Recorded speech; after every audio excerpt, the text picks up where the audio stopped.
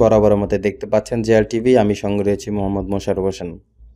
তো যারা electrical লাইসেন্সে renew করতে চাচ্ছেন তাদের জন্য আজকের এই ভিডিওটি। আমরা অনলাইনে কিভাবে ব্যাংক ড্রাফট করব, অর্থাৎ ই চালান কীভাবে করব সেটি মূলত আজকে দেখাবো, এবং ই চালান শেষে আপনার রিনিউটা কীভাবে সম্পূর্ণ করবেন সেটি দেখানো হবে।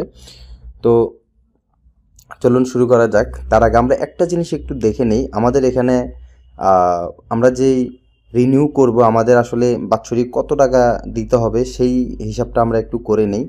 তো এখানে আমরা দেখতে পাচ্ছি তিনটা অপশনে দিয়ে রেখেছে এবিসি, বিসি, সি। আপনারা একটু দেখে নেবেন। নির্ধারিত সময়ের থেকে যদি একদিনও বেশি হয়, অর্থাৎ একদিন অতিক্রম থেকে 1 বছরের মধ্যে যদি থাকেন, 30 টাকা এক্সট্রা পেমেন্ট অ্যাড করতে হবে আপনার রিনিউর সাথে। তো আমার হচ্ছে 180 টাকা, যেহেতু আমার কোনো জরিমানা নেই, এখনও ডেট ওভার হয়নি। ডেট ওভার হলে আমাকে 30 টাকা প্লাস দিয়ে 210 টাকায় রিনিউ করতে হতো, অর্থাৎ ব্যাংক ড্রাফট করতে হতো।